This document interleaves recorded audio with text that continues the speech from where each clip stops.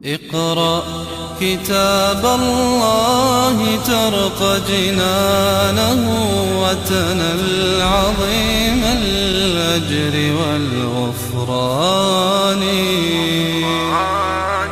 رتله روي القلب من نفحاته كالماء يروي لهفة العطشان. സ്കൂളിൽ പോയ കുട്ടി തിരിച്ചു വരുമ്പോ ഖബറിലേക്ക് പോവുക, പോണ കുട്ടി ബസ് കെട്ടി ഖബറിലേക്ക് പോവുക, ഒക്കെ നിത്യസംഭവ. നമ്മൾ മറന്നാലും മറക്കാൻ പാടില്ലാത്ത യാഥാർത്ഥ്യങ്ങളാ. ഈ യാഥാർത്ഥ്യങ്ങളിലേക്ക് നമ്മളൊന്ന് കടന്നു വരണേ. യാഥാർത്ഥ്യങ്ങളിലേക്ക് സ്വാഭാവികമായി ജീവിതത്തിൽ മാറ്റമുണ്ടാകും. സർവ സുഖങ്ങളെയും മുറിച്ചു കളയുന്ന അന്ധകനെ നിങ്ങൾ സൂക്ഷിക്കണേ. യഅനി അൽ മൗത്ത് സല്ലല്ലാഹു അലൈഹി വസല്ലം മരണമെന്ന് പറയുന്ന സുഖത്തിന്റെ അന്ധകനെ നിങ്ങൾ സൂക്ഷിക്കണേ.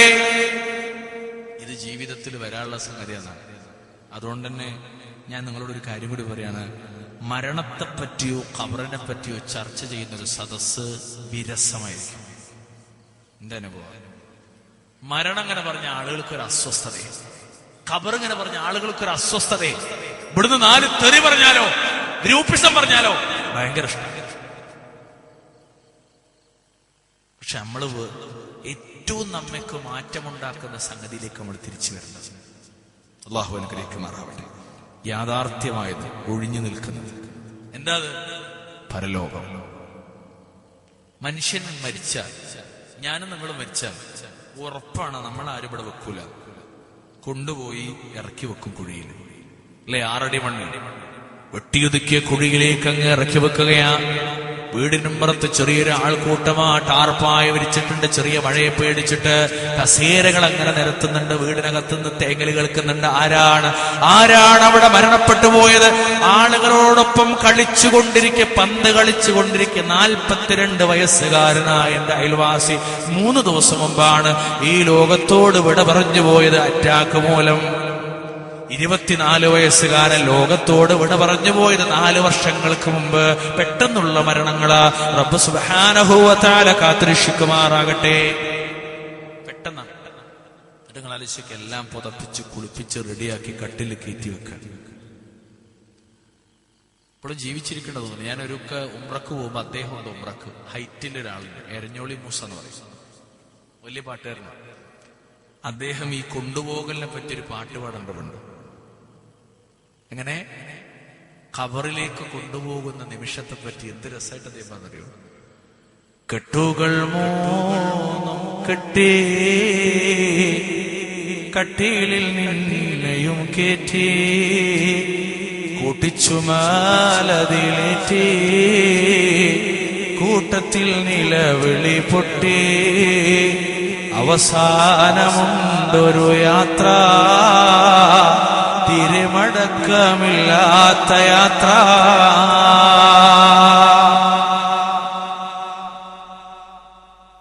ആലോചിക്ക്, ഒരിക്കലും തിരിച്ചു വരാത്തൊരു യാത്ര അല്ലേ?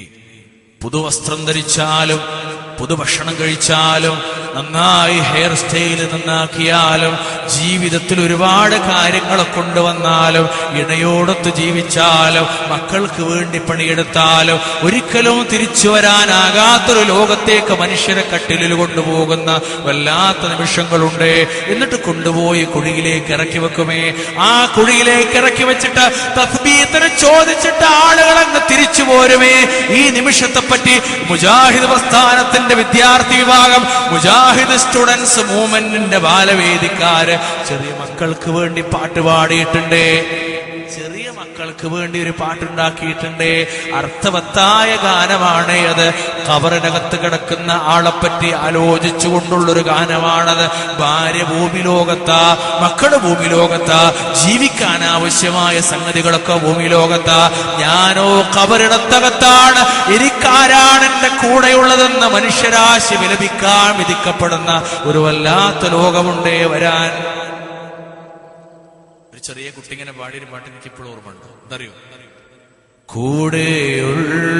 കൂടെയുള്ളോരെല്ലാം മൂടുകല്ലു വെച്ചു പിരിഞ്ഞു പോയാൽ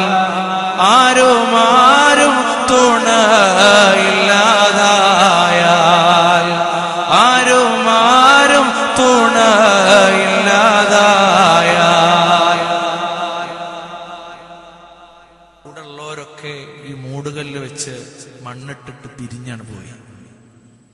പിന്നെ ആരുമില്ല, ഒറ്റക്ക, വാപ്പ ഒറ്റക്ക, ഉമ്മ ഒറ്റക്ക, മക്കളൊറ്റക്ക, ജ്യേഷ്ഠനൊറ്റക്ക, പന്തുകളി പ്ലെയർ ഒറ്റക്ക, ഈ ലോകത്തിന് അടക്കി ഭരിച്ചവരെ മുഴുവൻ ഒറ്റക്ക, ഈ അങ്ങാടിയെ വിറപ്പിച്ച ഗജവീരന്മാരൊറ്റക്ക, തെരുവില് ഇസ്ലാമികമായ ഒരു മൂല്യങ്ങളുമില്ലാതെ തോന്നിയതുപോലെ പേരുകൊണ്ട് മാത്രം മുസ്ലിമായി ജീവിച്ചവരൊക്കെ ഒറ്റക്ക,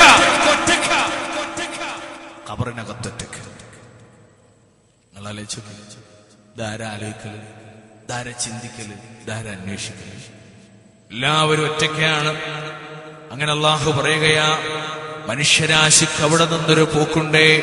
അള്ളാഹുവിന്റെ ഖുർആനിൽ വല്ലാത്തൊരു വാചകം പറയാ, മിൻ ഐ ശൈഇൻ ഖലഖ മിൻ നുത്ഫ ഖലഖഹു ഫഖദ്ദറ ثم السبيل يسر ثم أماته فأقبر ثم إذا شاء أنشر ثم إذا شاء أنشر.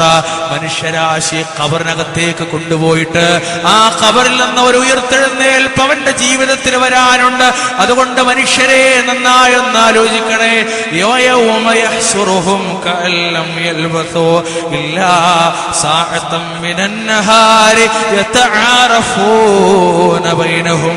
അവൻ അല്ലാഹു അവരെ ഒരുമിച്ച് കൂട്ടുന്ന ദിവസം പകലിൽ നിന്ന് അല്പസമയം മാത്രമേ അവര് ദുനിയാവില് കഴിച്ചു കൂട്ടിയിട്ടുള്ളൂ എന്നതുപോലെ അവർക്ക് തോന്നിപ്പോകുമെന്ന് വിശുദ്ധ ഖുർആൻ ഓതിയിട്ട് ലോകത്തിന്റെ മുന്നിൽ വിശദീകരിക്കുന്നത് ആരാണെന്നറിയുമോ? ലോകത്തിന്റെ നേതാവ് മുത്തൊളി മുത്ത് മുഹമ്മദ് മുസ്തഫ സല്ലല്ലാഹു അലൈഹി വസല്ലം.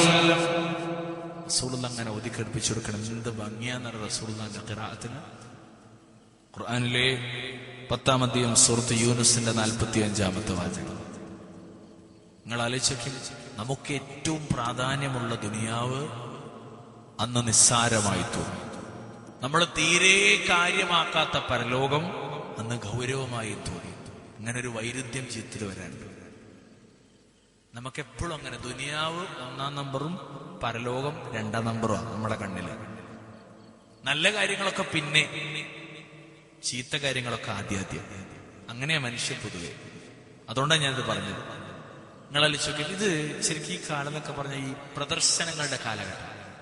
എന്തും ഒരു സദസ്സ് ക്രമീകരിക്കും, വീട് ഷോ ചെയ്യും, ഷോക്കേസ് അല്ലെ, അങ്ങാടി ക്രമീകരിക്കും.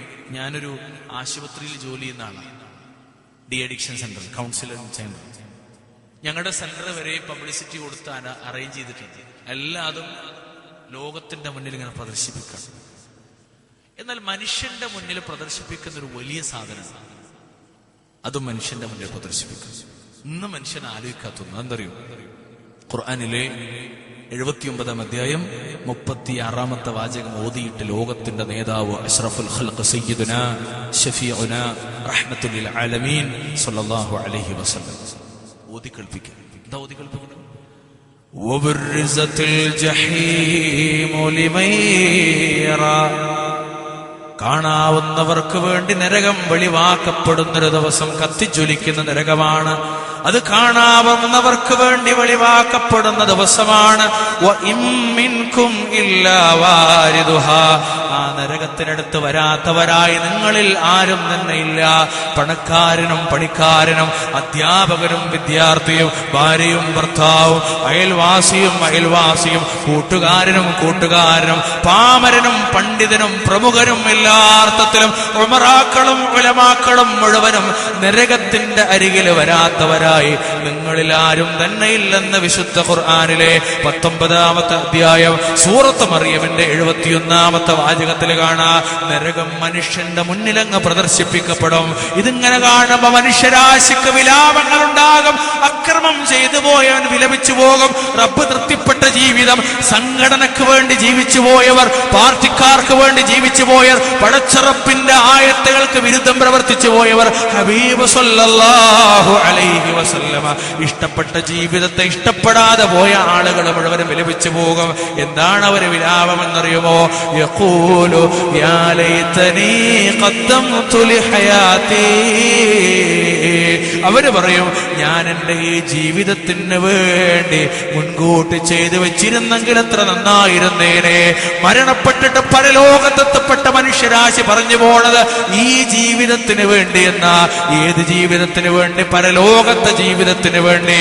അങ്ങാടിയിൽ നിൽക്കുമ്പോ മറന്നുപോയ പറയാതെ പോയ വിട്ടേച്ചു പോയ പരലോകമില്ലേ? ആ പരലോകത്തിന് വേണ്ടി ഇണയോടൊത്ത് ജീവിച്ചപ്പോ മറന്നുപോയ പരലോകമില്ലേ? ആ പരലോകത്തിന് വേണ്ടി അധ്യാപനത്തിന്റെ ലോകത്തിൽ മറന്നുപോയ പരലോകമില്ലേ? ആ പരലോകത്തിന് വേണ്ടി ഈ ഒരു ജീവിതത്തിന് വേണ്ടി ജീവിച്ചിരുന്നെങ്കിൽ എത്ര നന്നായിരുന്നേനെ.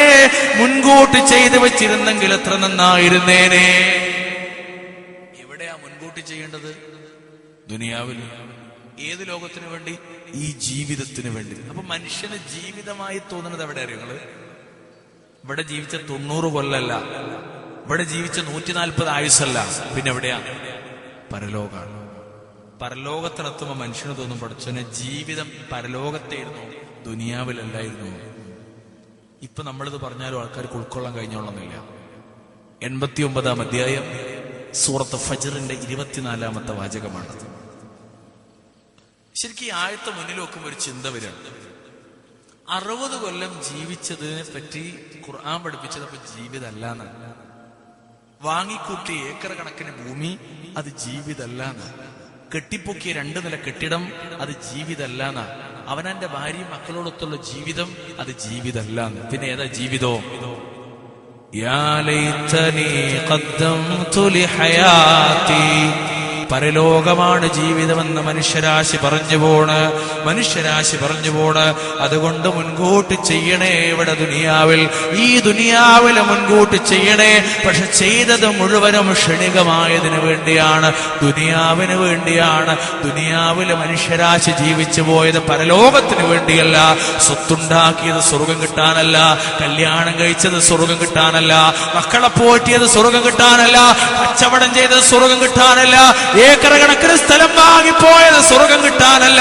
സ്വർഗം കിട്ടാത്ത ദാമ്പത്യ ജീവിതം കൊണ്ടെന്ന് വെച്ചവാ, സ്വർഗം കിട്ടാത്ത രക്ഷിതാക്കളും മക്കളുമായി ജീവിച്ചതുകൊണ്ടെന്ന് വെച്ചവാ, സ്വർഗം കിട്ടാത്ത അവനവന്റെ ഇടപാട് കൊണ്ടെന്ന് വെച്ചവാ, സ്വർഗം കിട്ടാത്ത വിദ്യാഭ്യാസം കൊണ്ടെന്ന് വെച്ചവാ, സ്വർഗം കിട്ടാത്ത കച്ചവടം കൊണ്ടെന്ന് വെച്ചവാ.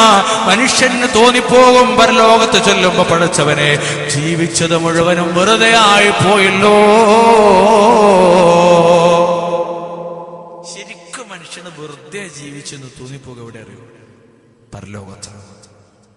ജീവിച്ചത് മുഴുവനും ദുനിയാവിൽ, എല്ലാം ദുനിയാവ്. അപ്പൊ ശരിക്കും മനുഷ്യന്റെ ലക്ഷ്യം എന്താ? ഇതിനാ ജീവിക്കണത്? എവിടേക്ക് വേണ്ടിയാ ജീവിക്കേണ്ടത്? അവിടെയാണ് നമ്മുടെ പോയിന്റിലേക്ക് വരുന്നത്. ഇൻഷാ അല്ലാഹ് കുറഞ്ഞ സമയം ഏതാനും ചില കാര്യങ്ങള് പരാമർശിച്ചു പോന്നു. നിങ്ങൾ നന്നായി ശ്രദ്ധിക്കണം. എന്തിനാ ജീവിക്കേണ്ടത്? എവിടേക്ക് വേണ്ടി ജീവിക്കേണ്ടത്? ഇണയിലൂടെ സ്വർഗം, ഭാര്യയിലൂടെ സ്വർഗം, മക്കളിലൂടെ സ്വർഗം, ഭാര്യ ഭർത്താക്കന്മാരായി ജീവിക്കുന്നതിലൂടെ സ്വർഗം. എന്റെ മക്കളെ ഞാൻ നോക്കുന്നതിലൂടെ എനിക്ക് സ്വർഗം കിട്ടണം. എന്റെ മക്കൾക്ക് ഭക്ഷണം കൊടുക്കുന്നതിലൂടെ എനിക്ക് സ്വർഗം കിട്ടണം. വസ്ത്രം ധരിക്കുന്നതിലൂടെ എനിക്ക് സ്വർഗം കിട്ടണം. കച്ചവടം ചെയ്യുന്നതിലൂടെ എനിക്ക് സ്വർഗം കിട്ടണം. രാഷ്ട്രീയ പ്രവർത്തനം നടത്തുന്നുണ്ടെങ്കിൽ അതുകൊണ്ട് എനിക്ക് മെച്ചമുണ്ടാകണം പരലോകത്ത്. നമുക്കൊരു കാര്യം ഉറപ്പാ, നിങ്ങൾ എന്തീ പറയണത്? ഇതൊക്കെ ഇപ്പൊ സ്വർഗം നോക്കിയിട്ട് അവനാണ് ചെയ്യല്. നബിനതുണ്ടെന്താ മെച്ചുള്ളത്? 80 കൊല്ലം കൂട്ടരെ കഷ്ടപ്പെട്ടിട്ട് ലാഭം. എല്ലാം വിട്ടേച്ചിട്ട് 6 അടി മണ്ണിലങ്ങ് തോണ്ടിയിടപ്പെട്ടിട്ട് ആർക്കും വേണ്ടാത്തവരായി ലോകത്തിന്റെ ഈ ജീവിതത്തിന്റെ നാശമുണ്ടായിട്ട് എന്ത് ലാഭം? പറയൂ, നിങ്ങൾ പറയൂ, എന്ത് ലാഭം? അതുകൊണ്ട് ഭാര്യയെ നോക്കിയത് കൊണ്ട് സ്വർഗം കിട്ടിയിട്ടില്ലെങ്കിൽ പിന്നെ ആ ദാമ്പത്യ ജീവിതം കൊണ്ടൊരു ലാഭമില്ല. അപ്പോ എന്റെ ഭാര്യ എന്നെ സ്വർഗത്തിന് സഹായിക്കുന്നവളാകണം. എന്റെ ഭർത്താവ് ഇന്നെന്റെ സ്വർഗത്തിന് സഹായിക്കുന്നവരാകണം. എന്റെ മക്കളിലൂടെ എനിക്ക് സ്വർഗരാജ്യം കിട്ടണം. എന്റെ പൊന്നുമ്മച്ചിയിലൂടെയും ഉപ്പച്ചിയിലൂടെയും എന്റെ മാതാപിതാക്കളിലൂടെ എനിക്ക് സ്വർഗം കിട്ടണം. ഞാൻ അങ്ങാടിയിൽ ഒരു പുതിയ ആളെ പരിചയപ്പെട്ടു. ഒരു സുഹൃത്താ, എവിടെയാണ് വീട്? തൊട്ടപ്പുറത്താണല്ലേ, ഇവിടെ ഉണ്ടായിരുന്നില്ലല്ലേ, ഗൾഫിലായിരുന്നല്ലേ. അസ്സലാമു അലൈക്കും വറഹ്മത്തുള്ളാഹി വബറകാതുഹു എന്ന് പറഞ്ഞിട്ട് അയാളെ കൈ അങ്ങ് മുസാഫഹത്ത് ചെയ്യുമ്പോ എനിക്കതിലൂടെ സ്വർഗം കിട്ടണം. സ്വർഗം കിട്ടാത്ത പ്രവർത്തനങ്ങൾ എനിക്ക് വേണ്ടെന്ന് തീരുമാനിക്കാൻ അഹ്ലുസുന്നത്തി വൽ ജമാഅത്തിന്റെ മാനദണ്ഡങ്ങളിലേക്ക് കുഞ്ഞു മുസ്ലിമീങ്ങളെ നമ്മളൊന്ന് തിരിച്ചു വന്നാലും നിങ്ങൾ ആലോചിച്ച് നോക്കി, ഇത്രയും കാലത്തെ ജീവിതം കൊണ്ട് സ്വർഗം കിട്ടുമോ? വെറുതെ കിട്ടണം. ഒരു മരങ്ങനെ മുറിച്ചൊരാൾക്ക് കൊടുക്കണം. എന്താ മരത്തിന്റെ വില? മരത്തിന്റെ വില ഒരു പീസിന് എത്ര ആയിരം. ഇത്ര ആയിരം കൊടുക്കുമ്പോ ആ ഒരൊറ്റ കൊടുക്കലുകൊണ്ട് എനിക്ക് നരകം ഉണ്ടാകരുത്, പകരം സ്വർഗം ഉണ്ടാകണം. ഇയാളെന്താ ഈ പറയുന്നത്? അതാ ഞാൻ പറഞ്ഞു, നമ്മളെ ജീവിത കാഴ്ചപ്പാട് നമ്മൾ രൂപീകരിച്ചത് അള്ളാഹു അവന്റെ ഹബീബായ അള്ളാഹ് കഴിഞ്ഞാൽ പിന്നെ അടുത്തതാരാ? ഹബീബുനാ റസൂലുള്ളാഹി സ്വല്ലല്ലാഹു അലൈഹി വസല്ലം തങ്ങളെ പഠിപ്പിച്ചതുപോലെയല്ല. തന്നിഷ്ടത്തിനനുസരിച്ചാണ്, നാട്ടുകാർക്കനുസരിച്ചാണ്. വീട്ടിലെ കല്യാണം പോലും മൂത്താപ്പാന്റെ മോളെ കെട്ടിച്ചു, അപ്പൊ എളാപ്പാന്റെ മോളെ അങ്ങനെ തന്നെ. അവിടെ ഒരു പൂത്തിനർത്തെങ്കിൽ ഇവിടെ 1.5, അല്ലേ? അവിടെ വലിയ പന്തലിട്ടെങ്കിൽ ഇവിടെ 1.5 പന്തല്. അപ്പൊ പിന്നെ എല്ലാരും കൂടി ഇറങ്ങി. പണ്ട് നമ്മള് മാത്രമേ ഉണ്ടായിരുന്നുള്ളൂ. അപ്പൊ പറയും നിങ്ങൾക്ക് ഭ്രാന്താണ്. അപ്പൊ എല്ലാരും ഇറങ്ങി. പെരിന്തൽമണ്ണ ഊട്ടി റോഡിനുള്ള പള്ളിന്റെ അവിടെ ഒരു ബോർഡ് വെച്ചു ഒരു 4 കൊല്ലം മുമ്പ്. ഞങ്ങളിത് അന്തം വിട്ട് കണ്ട് 8 നിബന്ധന മഹലിന്റെ നിബന്ധന. കല്യാണം കഴിച്ചു കൊടുക്കണമെങ്കിൽ 8 നിബന്ധന. അതിലൊരു നിബന്ധന എന്താ? സ്ത്രീധനം വാങ്ങാനോ കൊടുക്കാനോ പാടില്ല. ബോർഡിന്റെ താഴെ നിന്നിട്ട് ഒരാൾ പറഞ്ഞു, ഇത് സെക്രട്ടറിന്റെ മോൻ കല്യാണം കഴിക്കുന്നതിന്റെ മുമ്പ് പറയേണ്ടിന്നു. എന്താ പറഞ്ഞത് പ്രവർത്തിപഥത്തിൽ കൊണ്ടുവരാൻ പറ്റാത്തൊരവസ്ഥ. എല്ലാം എതിരായിരുന്നു. ഇപ്പോഴും ഉണ്ട് എൻ്റെ അടുത്ത് ചില കോട്ടിങ്സുകള്. സ്ത്രീധനം വാങ്ങൽ ഹലാൽ എന്ന് പറയുന്ന രീതിയിൽ എവിടെയാ ഹറാം എന്നൊക്കെ ചോദിക്കുന്ന ഫത്വകൾ കേരളത്തിൽ ഉണ്ടായിരുന്നൊരു കാലത്ത്. ഇപ്പൊ എല്ലാവർക്കും തോന്നിയാസം, വൃത്തികേട്, ഹറാം പറപ്പ് പാടില്ല. എല്ലാവരും എതിര്. അൽഹംദുലില്ലാഹ്, എല്ലാവരും എതിരാകണം. ഇത് ഒരർത്ഥത്തിൽ ഇസ്ലാഹി പ്രസ്ഥാനത്ത് ലോകത്തിന് മുന്നിൽ വെച്ച വിജയങ്ങളിൽ ഒന്നാണ്. അല്ലാഹു സ്വർഗത്തിന് വേണ്ടി സ്വീകരിക്കുമാറാകട്ടെ.